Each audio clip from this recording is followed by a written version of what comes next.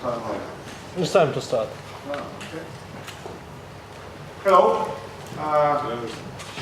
Nice to see several people here interested in community and grassroot stuff. I was expecting like 10 people or something, because all the talks are awesome. I'll try and give you something to think about, even if you chose to be with me. My name is Salve Nilsen. I'm from Oslo in Norway. I've been doing Perl Mongers stuff since 2002, and my current work is fighting fraud using Perl. So we're doing fraud prevention at my job. By the way, we're hiring, so if any of you guys would like to come to Oslo and work there and be a crime fighter with the Perl, talk with me. Anyone wants to pay €5 for a beer? Let's not talk about that. Alex here is my colleague. He has graciously accepted to help because we're going through some 55 points about experiences. That is way too much for 50 minutes, even less than 50 minutes. So what we're going to do is basically ask you guys to raise your hand if I'm quickly zooming past a topic that interests you.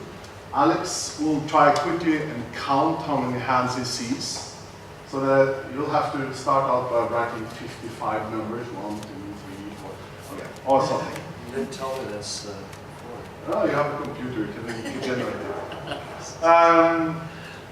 And we'll, afterwards, if we are quick and efficient, we can talk about the most popular topics that you guys raised your hand for. That's the algorithm. Alex will count. If you have something to write on and it makes you think about something, it helps just to write down a few reminders for yourself if you have some comments or your own thoughts. The topics we'll be going through is basically why bother doing community work. It's things that can fail and have failed. It's about things that aren't failed, that has worked and is cool. About what other people think, things that we've observed doing stuff like this, and a couple of thoughts from me personally at the end. I have no idea what of this is interesting for you guys, so I'm just going to throw it all at you and see what you're interested in. All right, and if you guys don't know anything and are considering just leaving here and get some of the other awesome talks, this is the too long didn't read slide. There's a website, a page called Perl Mongers How To. It's pretty good. It covers a lot, not everything I'm talking about here, but it's worth just Googling that and you'll be fine. All right, let's start with why bothering. This is the hard thing. It took me a while figuring out for myself, what's in it for me? It basically started as an accident. Somebody was stupid enough to raise their hand, I can do something, and ended up stuck with it for 10 years. I'll spend a little extra time here just to give you an idea of how at least I think about it. And here's the short version after a discussion over beer yesterday. If you look at it from a kind of a philosophical point of view, writing software is a kind of a three-step activity that considers the activities of thinking of something, of what to solve a problem, then discussing it, there's a star there, we'll talk more about that, trying to improve your thoughts, and then writing some code. Maybe those are intermingled, but the important bit here is actually discussing it. And when discussing the code, the stuff you're doing, the value you're creating, you discuss it with other people. Those can be your colleagues. Most of the time it might be that. Those should be with your customers if you have one. If you don't, I'm sorry. And with the community.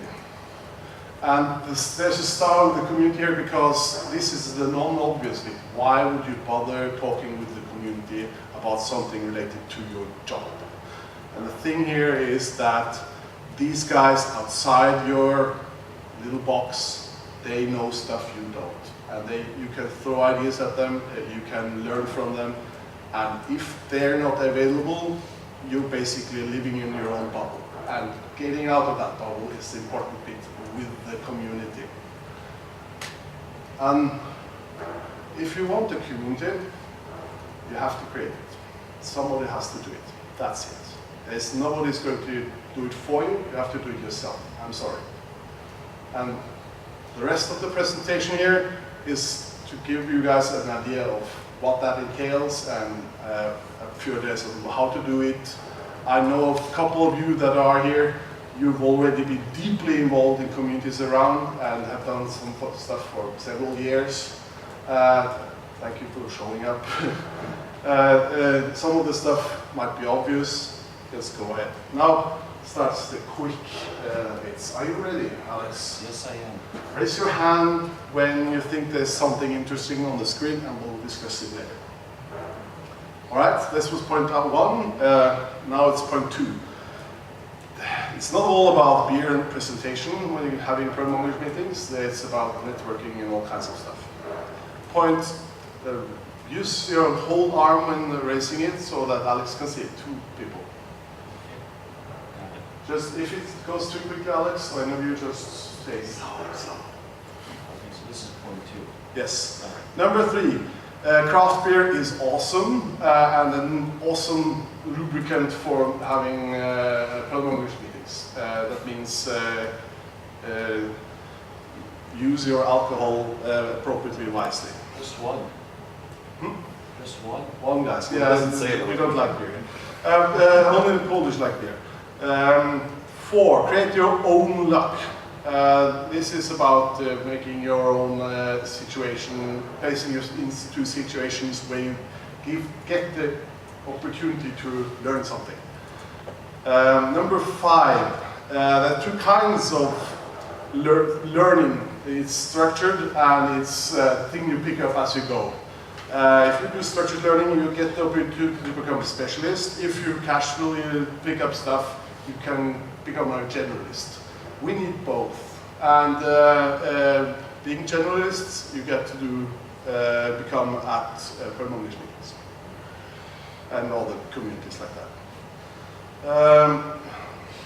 Next section, things that didn't work as well as one would hope in Oslo. Number 6 is bribing people with a case of beer. That did not work. Number 7, if you have a Perl Monger group that only consists of this one guy, that didn't work. 2. Number 8, thinking people will show up just because the meeting dates are predictable. That actually doesn't work, at least in my experience. Raise your hands, guys. If this is something you think you have an opinion about or you want to discuss, raise your hands. Number 9, trying different meeting days doesn't work. And notice 8 was just the opposite. Okay, there's a news there. We meet on Wednesdays. Picking it on Tuesday didn't make any difference. 10, appointing volunteers actually doesn't work. It might work for a little while, but it's really a short solution, short time solution. 11, just being excited about something is not enough. It has to be something really there. And although being excited and whoo, Perl 6 or something like that, needs something else in addition to that. And we have some thoughts about that. 12, keeping things simple and low-key actually doesn't work. Even if it's less work for yourself, it's bad for the community actually. How is it going with the numbers here? Are people raising their hands? The highest we have is 2 on number 2. Okay. And 2 on number 7. And now we're on number 12. So I have 1, 2, maybe a 3. 3, all right. Okay. 13, accepting help from people who say no, but. No but is a kind of a yes. It's a yes with limitations. I have a couple of gripes and annoyances around that one. Number 14, thinking or assuming someone else will take care of it. This happens in any volunteer community, and if you're trying to make something happen, you're lucky if things get magically fixed. That was one, yeah. Number 15 is election committees. If you have a big organization after a while, or a well-working group, it might be interesting to do number 16, at which point number 15 is a question, should we find people to populate the board? Because number 16 is creating a formal organization. This does not work as well as it could for us, for several reasons. But at the same time, we move over to things that have worked. And number 17 is creating a formal organization. It worked awesomely in some other ways. At least in Norway, we have a decent set of laws and regulations when it comes to stuff like that. And be quick at raising your hands if you can. Number 18, involving your local Perl shops. There are lots of companies out there, and involving those companies is actually, oh wow, lots of cool stuff around there. Number 19, having a good relationship with those Perl shops managers. This is not obviously easy always, but if you are on a first-name basis with the bosses there, lots of good stuff can happen. It worked very well in Oslo on several occasions. Number 20 is doing something ambitious that perhaps nobody has done before. We have tried that, and it was awesome.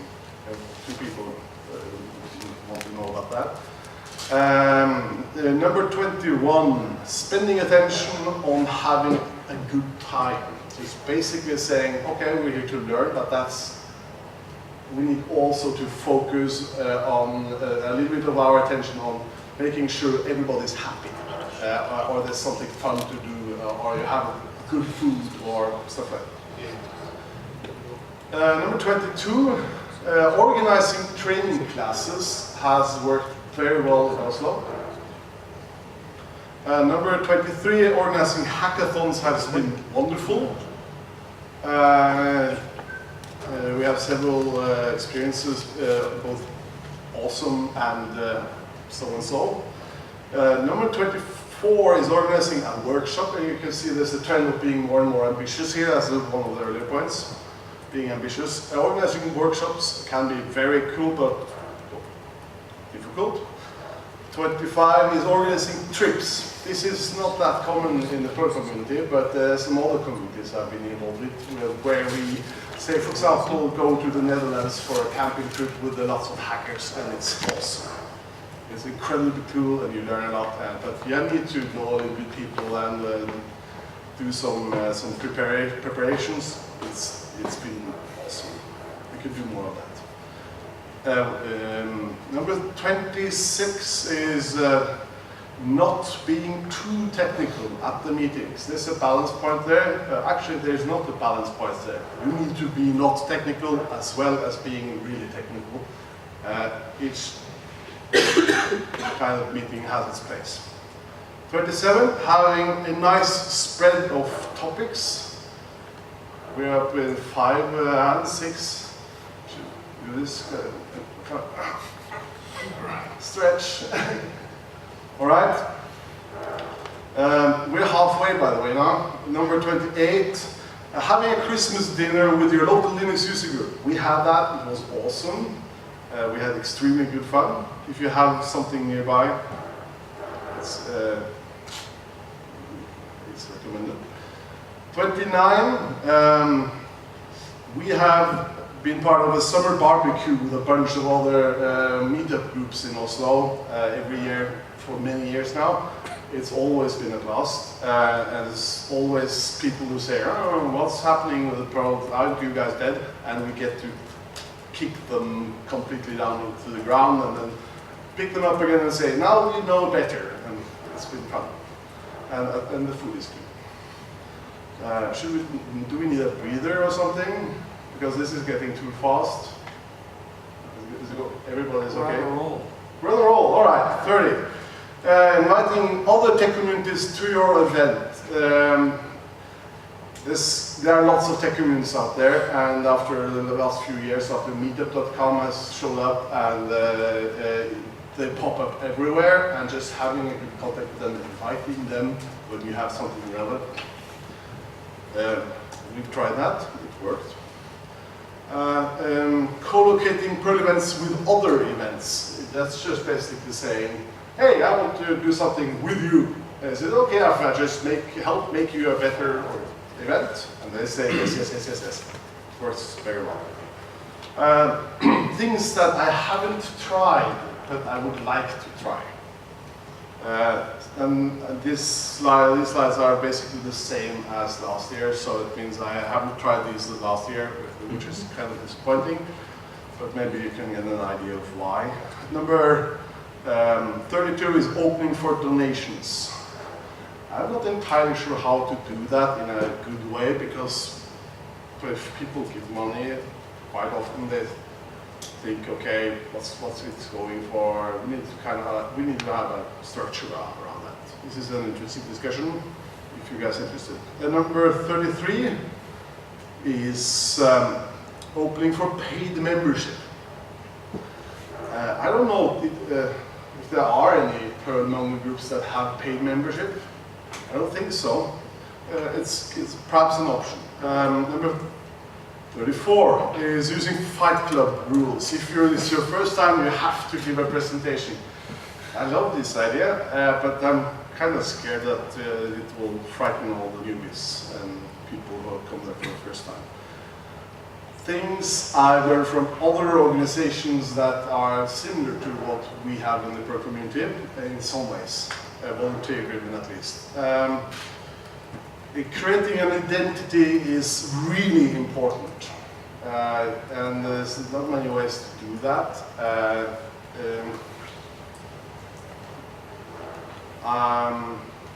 There are a couple of ways, and we try to do it in Oslo.pm. There's some thoughts. 36, inviting people from other organizations. This is kind of similar to the other point. I should have perhaps removed it, but it's like if you know of, say, a professor that talks about something extremely interesting, get them to talk about their topic at your meeting. Quite often they're quite happy to do so. The Norwegian Unix User Group has done that at several locations, and it ends up often to be very interesting. 37. If being open and including to strangers is not something you easily do, you can actually practice to become better at it, and it works. I've seen this several times, and I'm one of those people. Number 38. Please don't care about where people come from or who they are. So it's a bit about prejudice and bad things that happen if you come and judge people too quickly. Some people do that, and it's sad, but keeping this in mind, maybe we can remove those bad parts of our community. 39, care about where people come from or who they are. This is almost the same here, but here is basically giving people attention.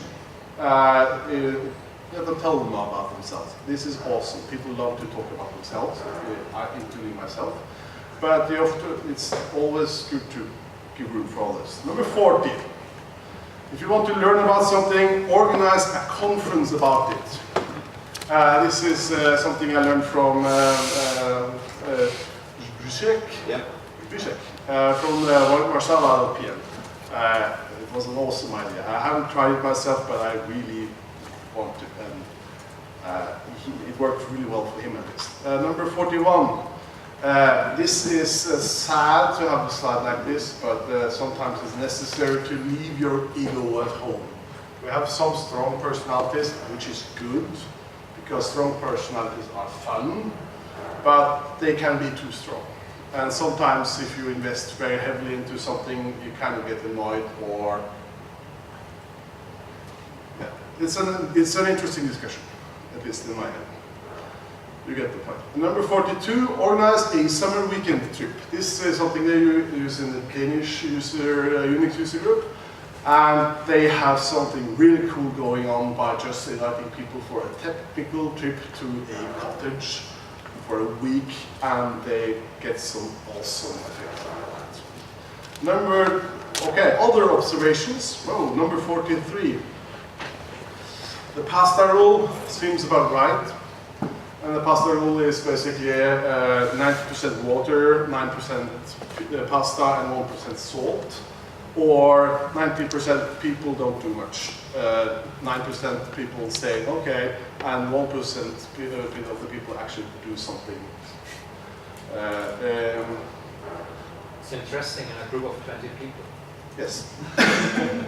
How many is this? 160, so it's roughly correct. Number 44.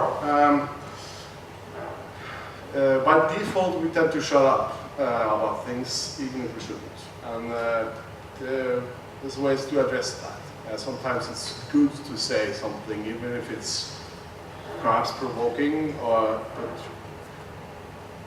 shutting up and becoming or making a situation where passive-aggressive behavior gets to grow. This is a way to do something about that by talking about stuff. Number 45. This is my personal opinion. Some workplaces seem to unconsciously, perhaps, harm the well-being of the community. I'm claiming this, and it has to do something about taking part in the community. Sending people to conferences and saying yes to Perl Monger groups to have meetings there and stuff like that. We're still counting everything as well? Yes, we are. All right. We're almost there. 46. If you have cliques, small groups of people who tend only to talk with themselves and just block out everyone else, those need to be addressed. There's a couple of ways of doing that. Talking with each other and having a nice, respectful relationships is difficult if only the same 4 people sit by themselves and say, oh, we're here, but they're actually not. Number 47. If you organize stuff and you have a problem asking for help, that's okay. You can try and practice anyway. It works. There's several good ways of asking for help. 48. Being inclusive to newcomers is everyone's task. I talked a little bit about how to be inclusive on an individual basis, but it's actually everyone's task. You cannot have the one person who says, hi, I'm inclusive, and the rest just do whatever they do. Number 49. Strong personalities can be fun, but they can be too fun too. How to do something about that.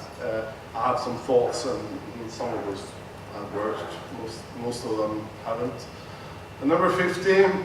If you aren't stubborn or aren't interested in becoming stubborn, then it's definitely worth trying to do that. It's hard, but it's essential. Number 51. Learn how to inform people well and do this all the time.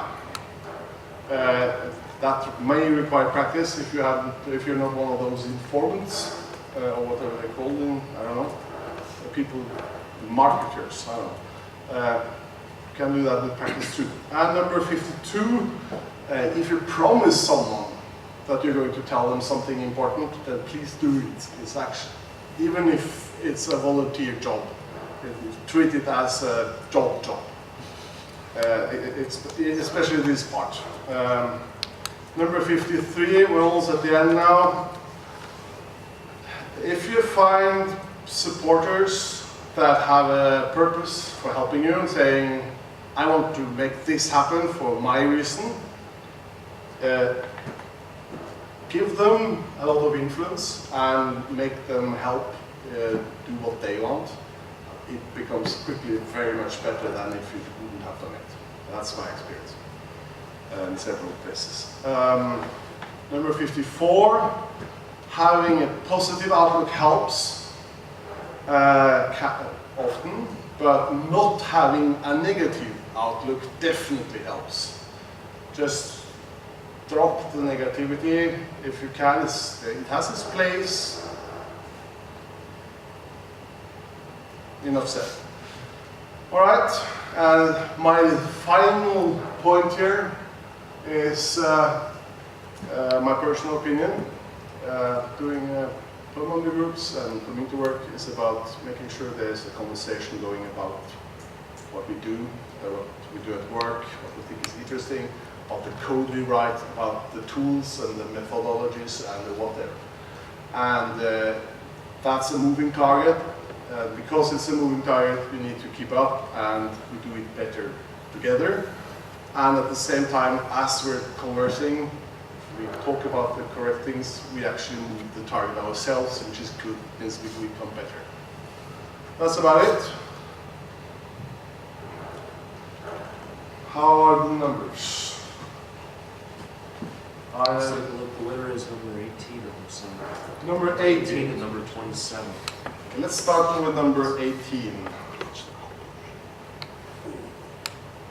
How much time do we have left? You overtime.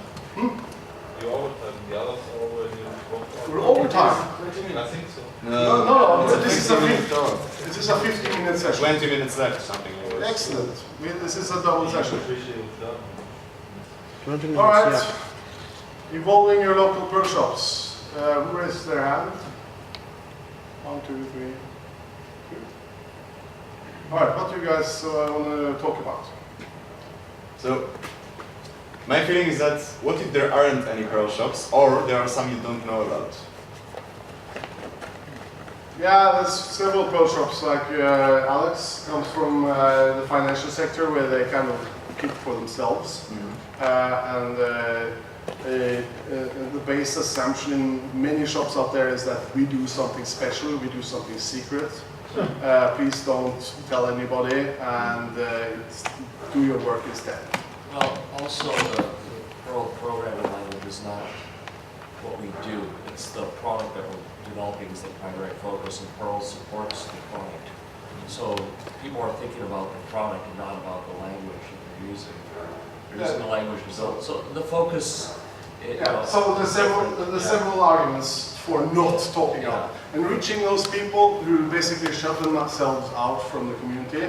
I don't think there is a good way of doing that other than either luck or mass marketing, and luck is cheap. And the only thing, like in Oslo, we have quite a few Perl shops. Most of them have been public about it. Now and then I learned that there are someone doing Perl. Like, I think it was in the Oslo.pm meeting in October or November. Some guy showed up and said, "Hey, I do Perl at the University of Oslo." Oh, okay, I knew there were a couple of people there at the system administrators department, the guys who run the computers. But he said there's a big department there with doing BioPerl in Oslo. I had no idea. And they're doing really cool and advanced stuff in Oslo. And I asked them, why didn't you show up for Perl Mongers meetings? Kids, never thought it was important. It's like, it will happen. The only thing I actually can't really think about that could address something like that is organizing something big, a big event where you invite lots of people, which gives a reason for media coverage. Because if you have some IT web sites that do IT news, send them journalists a mail. We're doing a cool big event. You guys should talk about it. Come and interview someone there if you want to. That gives, at least increases the chance for reaching those people who think there are no other Perl communities out there, or don't think it's important. The moment you say, there's something cool going on, it's awesome, you should come, it's cheap, it's local, well, then they will show up. Just look at this conference here. How many of you guys are from Ukraine? 1, 2, 3, 4, not 4, 3. Okay, awesome. You guys, I would hope more people come here, but at the conference, like almost half of you, the conference attendees are from Ukraine, right? You guys are awesome. But this is also a point how efficient it is to go to the people where they are, because not everybody has the opportunity or the time or the money to go to travel, and saying, hey, we have a Perl conference, we'll have it in our town, makes a huge difference. And at that point you can also talk about community stuff and figure out stuff like that. Is that okay? I'd like to add to that, for the Perl shops you don't know about, I had the idea just look for job offerings. They tell you what they are using. Yeah, what if there aren't any? Well, if there aren't any, maybe just don't do a Perl Monger group, just have a local geek group. You know, geeks are fun to hang out with, even if they don't do Perl, and you get great access to possible newcomers. Maybe make Perl programmers out of them. You have Linux user groups, you have all kinds of other communities where you can show up and say, hey, I'm a Perl guy. And they'll just say, for a moment, and then you can show them that you're serious and you know shit. So they'll get a good impression anyway, and that you can build on that. All right, any other comments to this point? The next one is 27.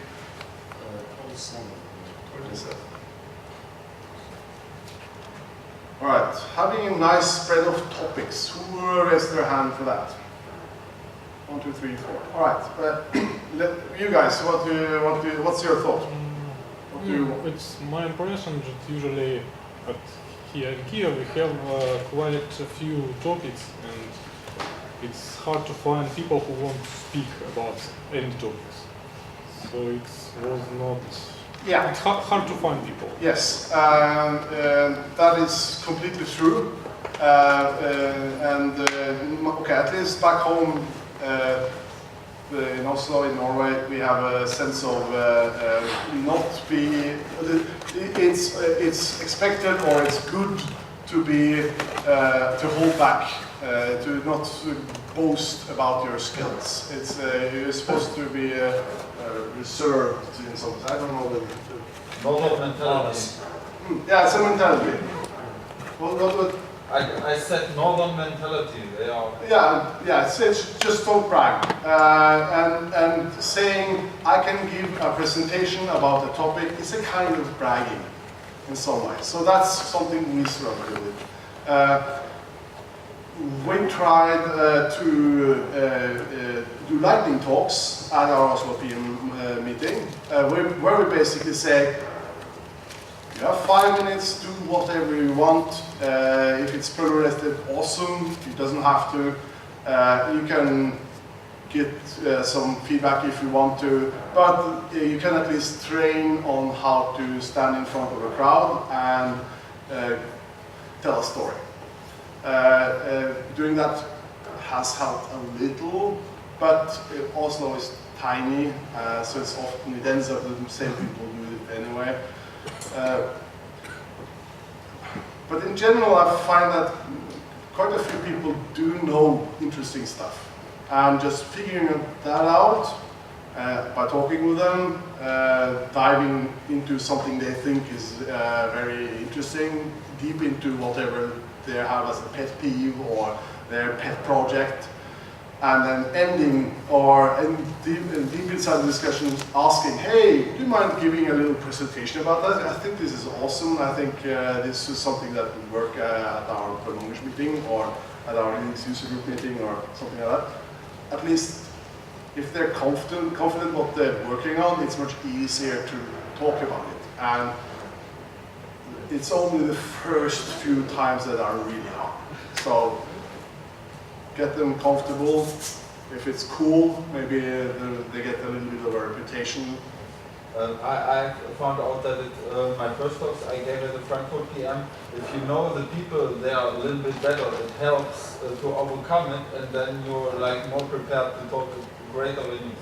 Yes, so start small. Perl Mongers meetings are awesome for starting small. Yep. How many people attend your gatherings, local gatherings? In Oslo, that depends. The usual social meetups, we are between 3 and 8 or 10, depending on the month.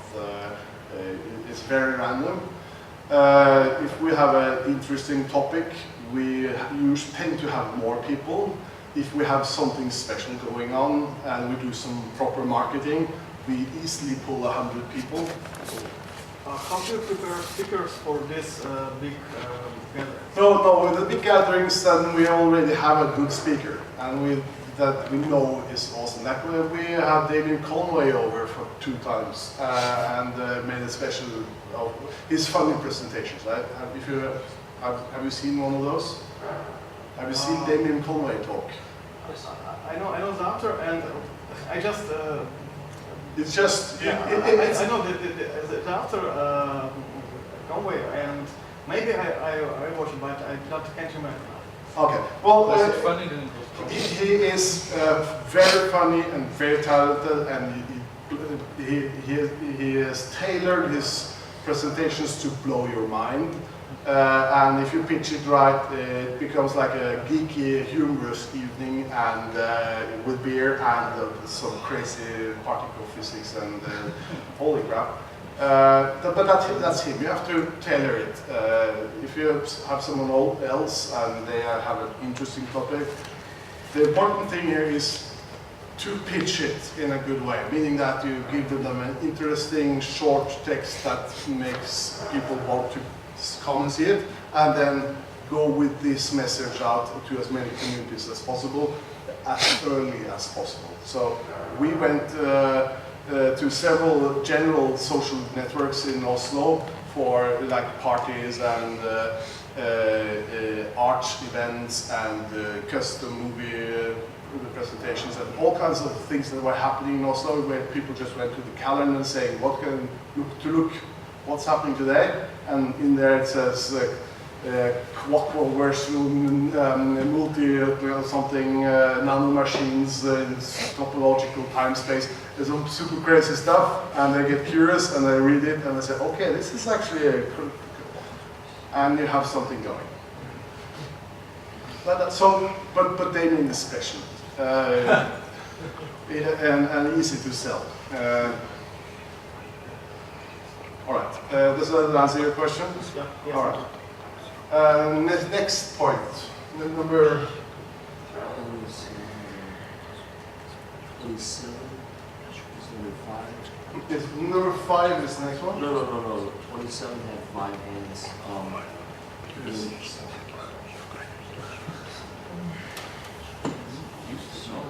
Yes.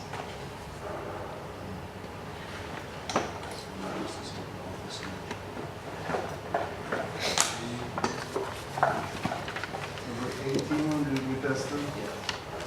12 and 35 had 3 hands. Okay, 12. Keeping things simple and low-key. Who raised their hand? 1, 2. Okay. What are you thinking about that? What are you wondering? We do it this way. We have just pretty much social meetings and have beer and never gave any presentations and anything, and it never got us anywhere. Yeah, so this is one of the points that don't work well in the section. So the same in Warsaw, exactly. Yeah. Except for the one victory we had after 2 years, someone we didn't know from outside Perl Monger groups came in and said, "Oh, are you still active?" And then we quickly became active again. Yeah. Okay, so confirmation. What is your thoughts? You raised your hand. Also, it's the same observation. Okay.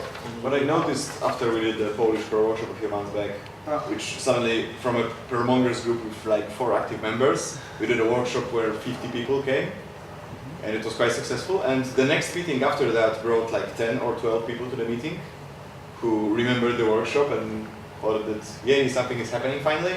But the month after that, we are back to 5-6 people. Oh. As long as you don't do anything interesting, people will start to drift away because maybe they just don't want to go to beer with geeks every month. Yeah. Strange. But don't count it as once a month, but they say, oh, it's only once every 30 days or so. It's much bigger now. Can you give just some examples how to keep things simple from your experience? No, the thing here is that I'm saying keeping things simple and low-key doesn't work. We've done that a lot, and I'm a lazy bastard in so many ways. And when I send out announcements, there's the first Wednesday every month, we go out for a beer and talk geeky stuff. Sometimes I do that after lunch break the same day, which is way too late. So that's why I'm saying this doesn't work.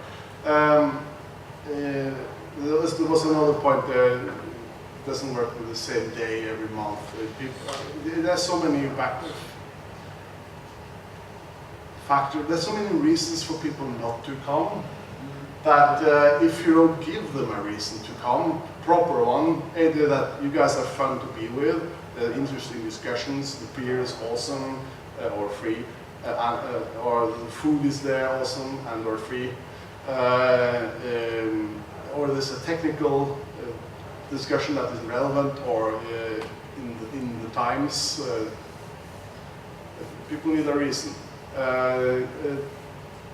Sadly, the reason to come that I started out with, that having a community to learn from, that's, my impression isn't that this is not a common idea. Saying, I want a community because I know that it will make me a better programmer. That's not something, perhaps that's something we need to get more out there. I don't know. I've been around this community for quite a few years now. It's not something I hear often. So maybe we should make something out of it. I don't know. But just shutting up and saying nothing, that definitely doesn't work. And trying to make it work, I'm sorry, you can maybe do that by forcing people saying, I will take your firstborn and sell her to some. Threats, I know in the Eastern Europe and Soviet times, threats kind of worked. But it's a bad way of doing a volunteer community where kind of have some fun. So. Next number. If there isn't anyone else. Okay. Well, we had 12 and 35 for... 35. Creating an identity is important. Most of us are wearing Perl t-shirts. This is the identity in very many ways. A couple of company t-shirts, it's the same thing there. You show that you're part of someone, you're part of a group. You can recognize each other. Maybe you have a secret handshake, I don't know. Or at least you know a few words that perhaps nobody else knows, like the name of some module or some obscure process that you guys are specialists at. The thing here is that we think there's more than one way to do it, but more than one way to have an identity isn't an identity. So, like now we have a Perl Raptor, we have a Perl Onion, we have a camel that really isn't ours. We have symbols that kind of we know what is, but doesn't represent us. we have our own language in some ways, both practical and the programming language we use, but we have some custom regular language words, like we use the word hash instead of associative array and stuff like that. So we can, when we talk about scalars, we know what we mean, but which is some other language people will be confused. But we need something more. A secret handshake would be awesome. Maybe one thing that could work, which I tried to pitch at the beginning of at the hackathon in Paris in November, the Kraken Hack. We have something called tweets. Have you guys seen the tweets? Yeah. Who hasn't seen the tweets? Raise your hand. 1, 2. I have one. Pass it around. This is a tweet. Then just to make sure that you know what it is. Here's have a look. The basic idea is that when you need somebody to do something for you, they may answer in English if that's the language. I'll do it when I get around to it. This is a round to it that you can give them so that they do it. And I was pitching that this kind of is a representative of something valuable, like money. What you have there has a physical shape of a coin, which represents in some way the promise of doing something. Like a coin, a regular coin is a promise of that if you get something for that money, your ice cream or a beer or whatever, they can use that coin again later to get something else of equal value.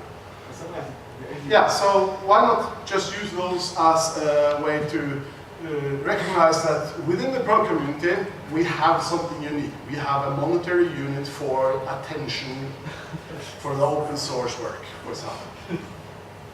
Nobody else has that. If we have those and share them with each other, and say, okay, I will respect the value. I will, if somebody gives me a tweet, I will do as they say.